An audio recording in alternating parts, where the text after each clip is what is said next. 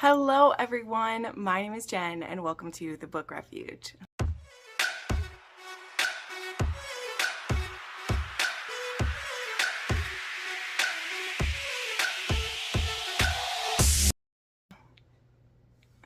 Hi friends, and welcome to another weekly wrap up. I am so excited to talk about the 9 books that I read this week, which is great.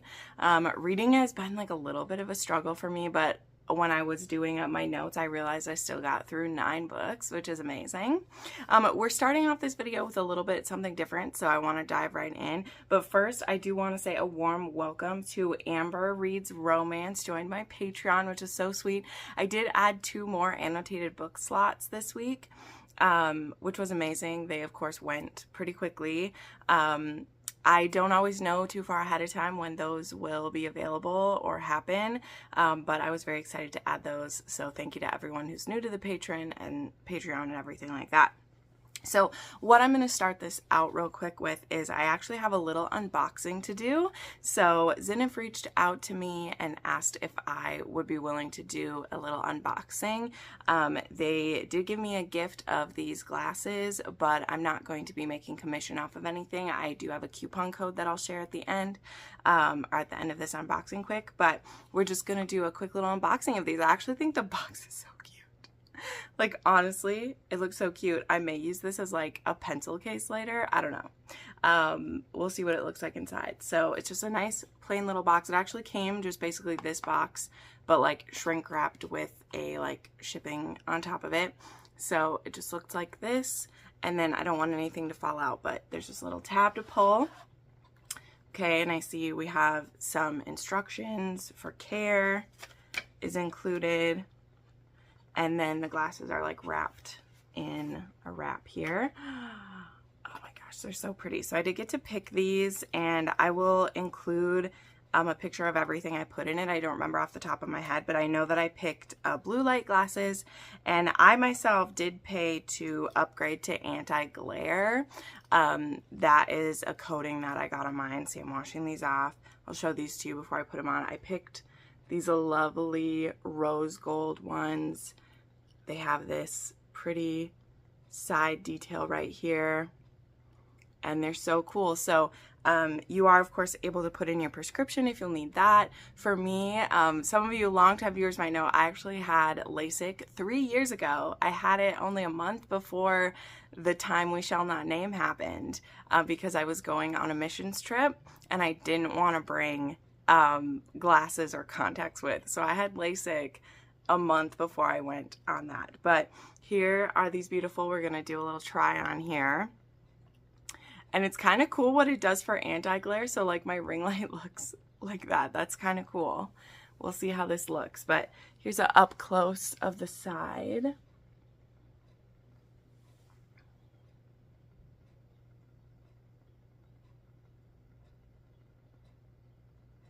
And they have a really cool tool in there where you actually can like hold it up to your face and see what the different styles and sizes will look like for you. I'm gonna try to do the rest of this with it on. Even when I had glasses, I always like didn't wear them to film, so this will be kind of a throwback, but they're so beautiful. And I will have my coupon code and a link down below. It gives you 25% off your whole order.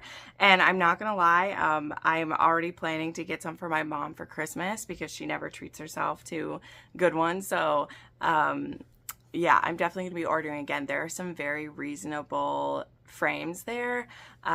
So yeah, definitely check it out and use my code that's down below. I think it's Jen L5. I can't remember off the top of my head. I have it written right here, but you can go ahead and check that out if you would like to try out a pair. And for me, just to clear up too, I have been wanting a pair of blue light glasses because, you know, just because I don't have to wear like prescriptions anymore, my eyes still do get tired, and you guys know I struggle with migraines sometimes. So I haven't used blue light glasses much at all, but I'm gonna see how they can help me out and see how this works. So I'll report back on if I notice a big difference or not.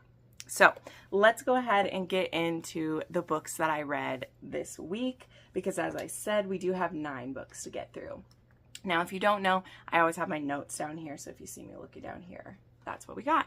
So the first one was actually a reread. This was a patron book that I annotated. This is my beautiful hardcover. I didn't annotate a hardcover for them, sorry to say. I wish Amazon was more careful with their mat covers, but I reread Haven by Claire Kent. It was really good to revisit this. The one that gets picked a lot is for me to do Last Light. And I love Last Light, so I don't mind redoing that as many times as people want me to. But it was nice to do Haven this time. This one is technically the official start of the Kindled series. If you don't know, this is a dystopian post-apocalyptic world, but they're also just very cozy to me. Like, there's not a ton of super dangerous things going on. Like, yes, we're still dealing with the worst of people sometimes, which can be scary and, you know, like that, but we don't dwell in that. So this was beautiful to revisit.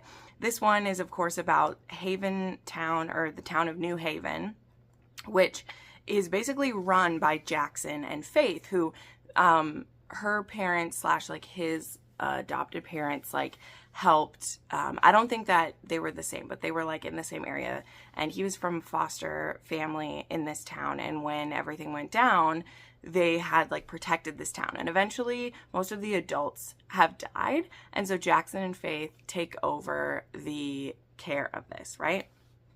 And they've become the de facto leaders. And what's been going on kind of at night, late at night, when they're both looking for comfort, is that Faith will sneak over to Jackson's room and they will have sex.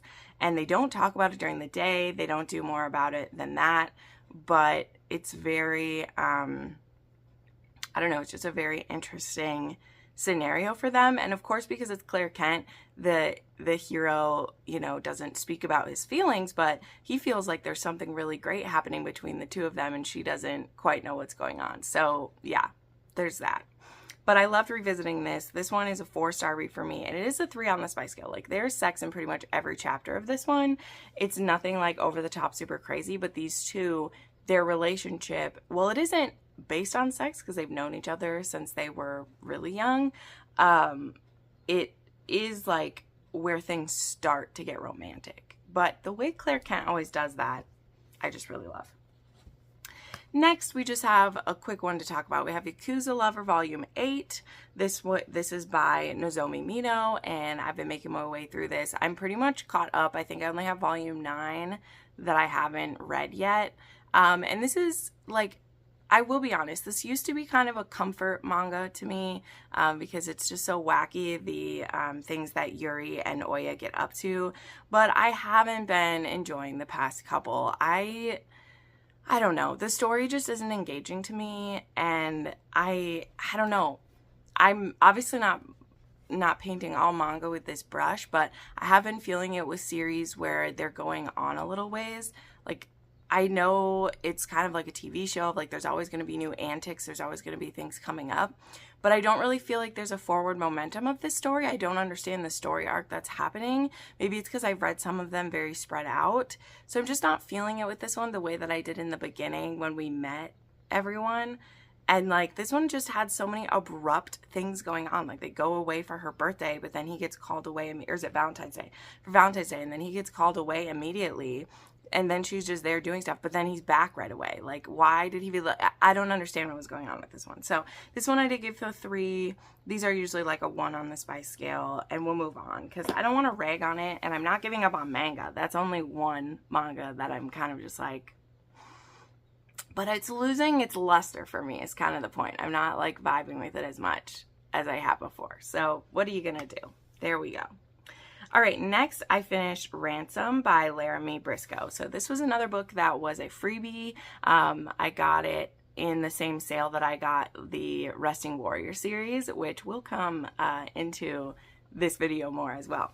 But Ransom is a small town, like everyone involved in this is in like a firefighter or a police officer or EMT, And I can definitely feel the vibes that this was like the second series. Like I believe this is a second generation series. And there are a lot of books in this. So when I was first reading it, I was like, is this going to be another series where I like binge all of them? And I don't know if I will, because like it was just okay. I didn't dislike it. Again, the audiobook was free for this one. The hero's narration was so over the top. Like usually it's a female that I don't love as much, but the accent that he was doing, well, I'm sure it's pretty accurate, or maybe it's not. The southern accent he was doing was obnoxious. Like it was very annoying to listen to. I'm not gonna lie. So I wasn't a huge fan. But the story was cute, and it was a friends to lovers, and also the hero has a canine buddy. Like he is a canine he has a canine officer that goes with him. So I really liked seeing those aspects. Him and his dog were so cute. And how these two finally start doing something, which it's obviously Ransom, and then Stella's the heroine. And he actually works with her father. And again, like there's just a lot of law enforcement connections within it. And I like a series like that. Like I do. And the community was really beautiful. But it starts with the heroine is a med tech. So she's not like fully licensed at stuff, but she helps at this clinic, and there ends up being like a hostage situation. And so Ransom gets called in, and he feels so like scared that he almost lost her. And so the two of them finally like mutually like make a move on each other, because he's been holding back because she's his boss's daughter, but he really cares.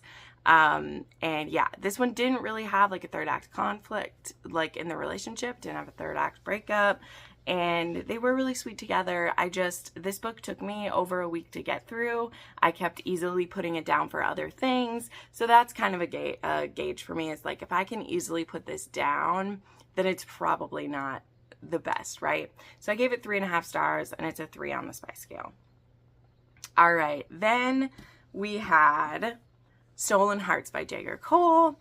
This is the 5th book in the Dark Heart series, and this one is one that I think quite a few of us were anticipating. This was Castle, who, it's a bit confusing, his relation. So he is connected with the like Irish mafia. He had been like a bodyguard / like surrogate brother for some of the Irish girls. So he's actually very close with Killian. Killian sees him as a younger brother. And a big portion of this plot is that Killian is stepping down as head of the family. And Killian isn't planning on having any children, and he has mostly all nieces, which it's not like he couldn't leave it to them. That's not why he's not leaving it to them. It's because his nieces are all married to other mafias. So he needs someone who he can leave it to. And in this world, there is like a coalition of the mafia, so this person has to be approved. But he's planning to leave it to Castle, as Castle's been his right-hand man, you know, while he was like a bodyguard for the girls, and also he's even like lived with them. So he's considered a family member. So that's why, because I was confused when I started, because I did a little bit of like pre-promotion for this book. I didn't end up getting an arc, but I was still going to talk about it. I love this series. It's fine that I didn't get an arc for it. And I ended up being kind of happy I didn't get an arc for it. And we'll get into that in a minute here. But it said that it was best friend's brother, and I was so confused until like, oh, they're saying best friend's brother because he's like the older brother to the Irish girls. But anyway, so then we have Callie, who is a member of, she's one of the daughters of the Greek mafia. I think Calliope is supposed to be her name. They're all named after like Greek gods and figures and stuff.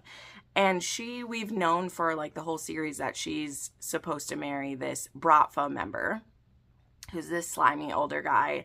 And the problem is that her father made a blood oath with this guy for her to marry. So it wasn't her older brother, who is like Hades and Ares and like those guys, like they wouldn't have married their sister off. But before the father was killed, he made this blood oath. So if they don't marry her off to this Bratva member, then they'll start a war. But it's also been this thing where like I was expecting with this book that she was going to fall for Castle, and Castle was going to say, I'll go to war for you, like, fuck off. Like, that's what I thought this was going to be about, okay? I didn't really pay attention to more about what was being said about it than that. That's the idea that I had in my head. And now we know. assuming makes an ass of you and me, as my high school English teacher used to say. I shouldn't have assumed that. I should have just let it play out. But my assumption had me more excited for this book than actually what happened with this book. Because what actually happens for this book, not to like spoil everything, but a marriage of convenience with Castle ends up being what happens. So I won't spoil what happens with the Bratva guy, because it's not that I don't want you to read this. If you're liking this series, you need to read this one. But I'm just trying to share what I didn't love, because Callie is pining hard after Castle. She makes many passes at him, and he not only is rejecting her, he is vehemently rejecting her and saying like, no, this can't happen. And honestly, like, embarrassing her and just being overly cruel with his rejection. And I'm never going to be a big fan of that. It's never going to vibe well with me for you to treat a woman that way. Just saying. So he was on my shit list pretty quickly. And then when things happen where we get to the why it needs to be an arranged marriage between the two of them, he still is like, this will not be sexual, this will not be this will not be this. And now we're in a position where Callie is forced to be like, I was just drunk that night, I made a pass at you, I don't really like you, which we know is bullshit, of course. But he's like, okay, as long as there's no feelings, like. But it's like, but of course you have feelings, because it's your little sister or your sister's like friend, like you like her. Why are you being such a dick? And I don't know. He has his turn. He has his switch flipped, but there was lots of cute little things he did after that point, but I just didn't like it. And so it led me to, as well, a thing that happens. Now, I know that Jagger Cole does over-the-top sex scenes, and while I'm in a phase where I'm not as into that. Why it works for me in Jagger Cole books is because his characters are like that, okay? You know, I've talked about it, like I want the sex to fit the couple. His characters are like that. So when they have these wild, wacky 5 chili pepper spice scenes, I'm okay with it because his characters are extra. So if their intimate moments are extra, I'm okay with it. And that is the case with this. The thing is because of his attitude with Callie, I knew he was going to regret everything. So anytime something's going too far, I'm like, well, he's going to push her away as soon as she's done sucking his dick. And boy, does he do that a few times. So anyway, I'm going to stop ragging on this one. This is my least favorite in the series. I'm giving it a 3.5 star, and I think I'm being generous. It is a 4.5 on the spice scale. It did have some anal. It has daddy kink. It has spanking, dirty talk, and some other over-the-top stuff like his books do. And then it does touch on PTSD, loss of soldiers in combat, and sexual assault is in this one. Definitely have read better, but there's always got to be a least favorite in the series. You know what I mean? There's always got to be a least favorite. So that one was the one for me. The next one is one of the other Greek brothers again, and I'm ready to have another Greek family like that. Okay, next was a little quick novella from T. Kingfisher, and this is actually my first T. Kingfisher. I've seen Big Sis, which if you don't know is Crystal from Crystal's Bookish Life, and I think Jessen's even read a T. Kingfisher or two, and I've seen them really enjoy them, and I was in the mood for it. And I had seen this come up at NetGalley that there was an ALC available, an advanced listening copy of Thornhedge available. And it said it was a dark Sleeping Beauty reimagined retelling scenario about a fairy named Toadling and this man who's trying to be a hero named Halim. So it does have some Muslim and Middle Eastern influences.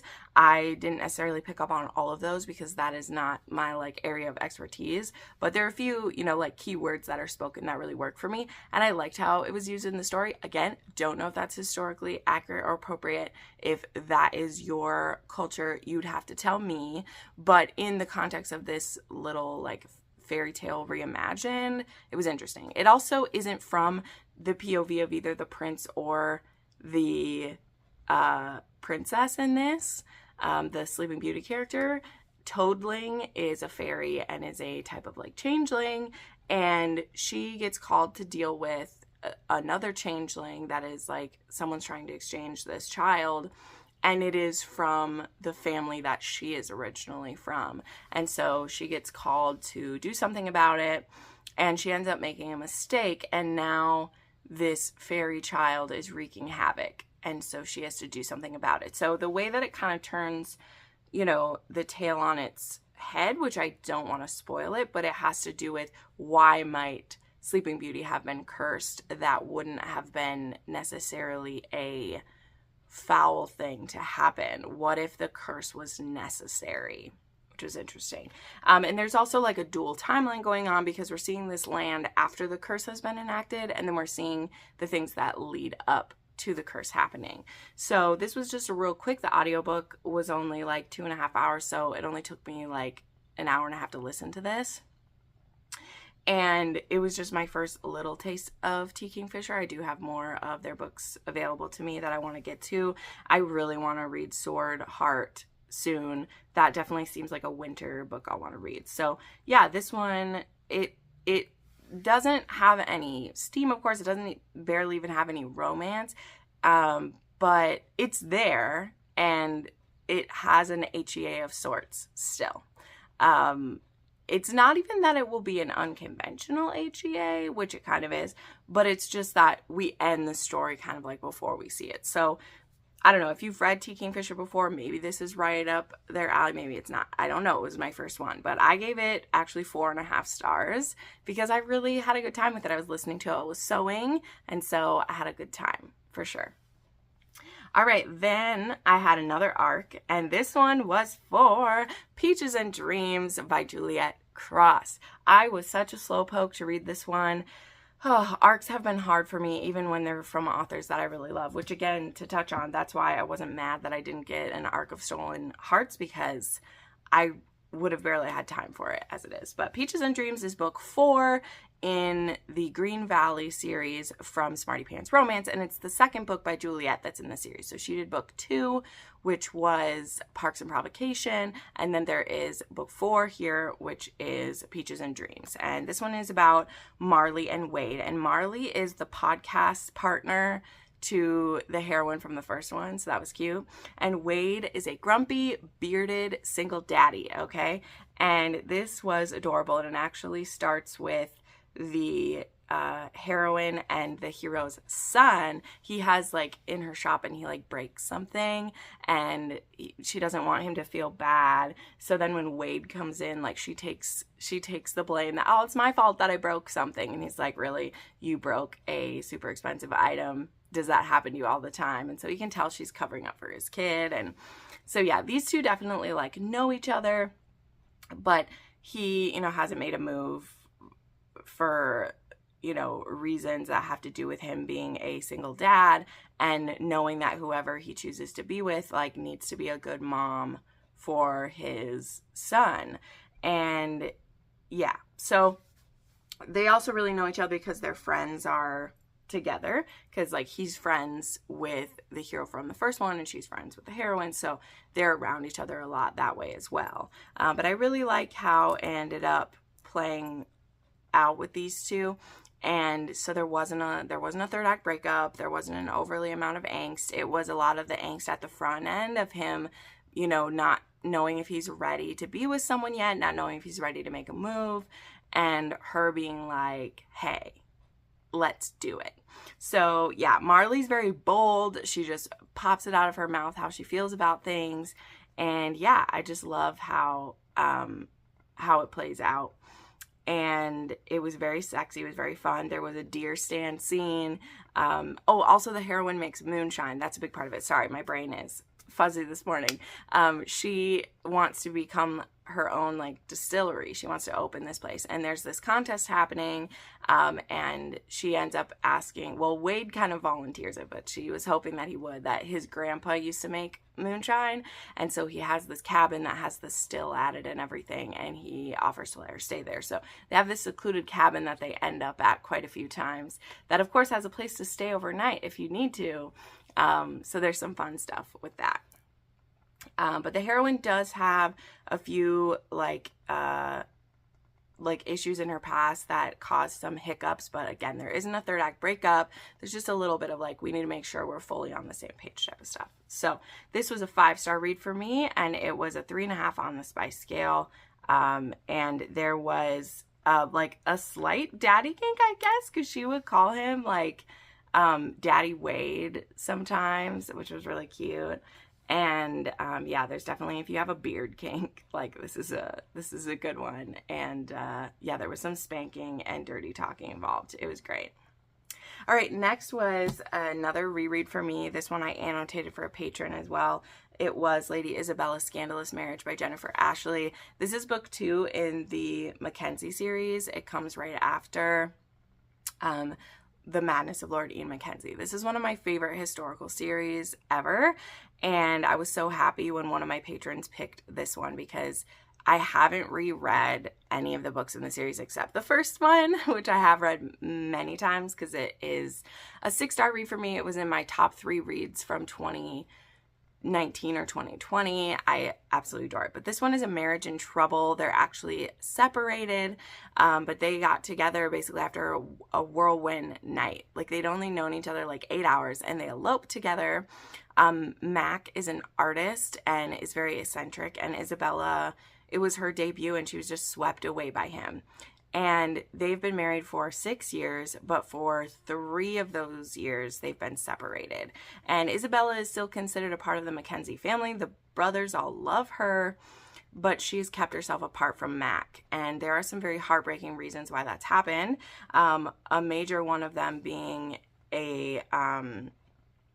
one of the trigger warnings of this story is there was a loss of a child by miscarriage. And Mac was a eccentric artist who was off getting drunk when it happened. And he recognized in himself that he was ruining Isabella and hurting her with this because they had such great passion for each other. Their feelings were so over the top, but he was not an even-keeled person. Like he would do alcohol and things to help fuel his art, and then it would lead him to be leaving her for periods. And well, it is clear he never cheated on her. There are rumors that he did, and it just wasn't good. So when she asked to be separated from him, he decides to honor that, which he doesn't have to, because in the time he could fight that. He agrees to a separation. They're not officially divorced, but they are separated, and it is recognized like by the crown even, like because they wrote a letter and everything. But he takes that time to right himself and get sober and make sure that he is mentally stable. And now it's time to go after his wife again. And I love how it happens. This story is very beautiful. And there definitely are some snafus and things that pop up in their way, but I love how the Mackenzies handle everything. So this is a 5-star read. It's a 3 on the spice scale. It is very emotional and beautiful, and I love all the Mackenzie family. I love how Ian pops up in this story. In this one, him and Beth are expecting their first child, which I believe is Jamie. Yeah, their first child is Jamie. And I just love it so much. So, yeah. All right, next I read The Tease by Lauren Blakely. This is the final book in the Virgin Society trilogy that she wrote, which the one I read earlier this year was The Tryst, and then I did read the RSVP, and this one is The Tease. And this one is about, let me see the name here. This is Julia and Finn. So Finn is a business partner. Well, he ends up going into business. They're working in like the film and entertainment industry. And there is Bridger, who he's the hero from the RSVP. But in this story, it is a dad's best friend, but they meet actually at a kink club where she is being a piano player the night that they meet. She got a gig to play piano at this kink club, and she accepts because she has been interested in kink for a while, but there was a boyfriend in college who very much shamed her for her desires. He actually read her journal and then started mocking her and teasing her and being very cruel to her about what her desires were. So she's never got to act on any of her desires with someone, because instead of this partner being excited about what he found, he used it against her, which is just disgusting. Like it's awful. It's awful. But at this party, they have one crazy night together, and then he asks her to come to the next night. And so she is going to try to get a piano gig again the next time they have one of these like masquerade nights. But in the meantime, she meets her father at the office. Her father is now a lawyer. He used to be a police officer, and he's now a lawyer with this firm. And he partners with Finn, who Finn is a single dad. He recently found out he was a single dad. He's recently divorced. His son is actually from a one-night stand he had many years ago, so it didn't even have anything to do with his marriage that got divorced. Totally separate entities. But he finds out about his son because the grandparents of his son go about figuring out who he is. So he had only given his name to this person, that his first name to this woman he had a one-night stand with. And the woman, she wasn't overly worried about finding him because she's like, well, it was meant to be. I have my son. I love him. That's how it is. So he's been raised by his grandparents, and they did everything they could to find him, which I thought was a very interesting twist on a secret baby, to have the grandparents reach out to try to find him because they knew that their son deserved a dad. So anyway, he's only recently gotten into it, and he has agreed shared custody with them. Like, he loves the grandparents, obviously, because he would never know about his son if they didn't want him to. So all of this is a good relationship. But what gets found out after the one night stand is our heroine is visiting her dad at his firm, having a chat, and then like she hears his voice in the office, and she's like, oh my God, that's my dad's best friend, because she's only seen him a couple times. And the last time she saw him was over a year ago at an event that he was at with his wife. So now she's nervous that he's married. So before she goes to meet him again, she has to decide, does she, she can't do anything with her dad's best friend. But is he a married guy? What have I done? So there's all that stuff. This ended up being really good. The kink in this one, for it being at a kink place, this wasn't overly over the top. What they mostly enjoy doing is role play. So there's some really fun scenes with that where like he pretends to be a professor. She pretends to be like a naughty, patient, like a few different things like that. Although there is a lot of orgasm denial in this as well. And toys. He plays with toys as well. And then our heroine has OCD, so there is a rep of her OCD, and she is dealing with the loss of her sister, that she carries a lot of burden for that. And then the last book I want to share is Montana Rain. I told you the Resting Warriors would come back. So I believe this is supposed to be the final book. I don't know. There's maybe one other character I could see them doing one for, and that's Charlie. But he hasn't been pulled in or made a big thing. But I could see if the authors wrote one for Charlie. I don't know. But the audiobook for this one came out actually before the ebook did. But I did end up getting both the ebook and the audiobook of this. And this one is about Rain, who is the therapist that we have met throughout the series. She partners with the people at Resting Warriors. And at one point, she was actually their therapist. But it's a few years on now, and from where we've last seen it. And she is no longer their therapist because she's friends with them. So she's helped them find other therapists at work. But she does still work with Resting Warrior to be kind of the main therapist for people who need to come stay there. And then we have Cole, who is actually an FBI agent. And we met him in one of the previous books having to deal with the cult. And his partner ended up being a baddie. So he is on administrative leave, kind of voluntarily, while they are making sure that like he wasn't dirty as well and just like dealing with stuff. And him and Rain actually run into each other in Chicago at a conference, and they don't have a one night stand, but he does kiss her. And she says, she's like, no, we can't have anything more. Mostly because she has a fear of being too close to people she's close to get hurt, blah, blah, blah. Then when she is about to like leave the hotel she's staying at, a woman runs into her and she's being chased by 3 men. And so she tells the staff of the hotel what she sees, and they get these men thrown out. And she doesn't see the woman again until, I think it's the next day or 2 days later, she's visiting her mother and sister, and on the news is they found the body of this woman getting pulled out of the river. And it's the woman that ran into her. And she's seen on hotel footage of this woman running into her, and now the mob is after her because they know that she knows something or she's seen something. So now Rain is in a dangerous position. So now she's back at Resting Warrior Ranch, and her office has been turned over, and so she's stressed. So her and Cole end up going to stay in a mountain cabin for a few days while the guys try to figure out what's going on. So this one has a little bit of a like forced proximity, locked up together. Also, she's been pushing him away so much, and now they're trapped together. So he's trying to get under her skin and be like, hey girl, tell me why you're pushing me away. Do you just not like me? It's cool if you don't like me. Like, what can we do? Right? So I love it. I love it, love it, love it. And yeah, I gave it 4 stars. This one was a 2.5 on the spice scale. There is, of course, PTSD, loss of loved ones as the trigger warnings, but I loved my time with Resting Warrior Ranch. I just loved the world that the authors created. I love the audiobooks for these. Again, this isn't a 6-star series or even a 5-star series. There's only one 5-star book in the series for me, but they were very comfortable to read. It reminded me, as I said, a lot of the Sons of the Survivalist series, where it's not the best stories I've ever read, but they just felt cozy. They gave me good vibes. They made me want to binge them all, which I did. And sometimes we need those in our lives. Not every book can be a 5-star, but that doesn't mean they're bad. And that's what I got out of the Resting Warrior Ranch. That's what it was for me. So yeah.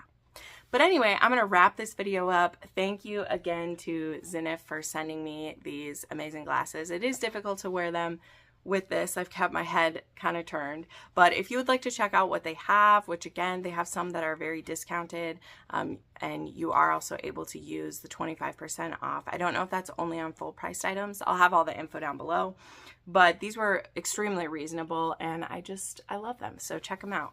Again, thank you to all my patrons and channel members who support this. If you'd like to support this channel and what I do here, there are a few ways for you to do that I'll link down below.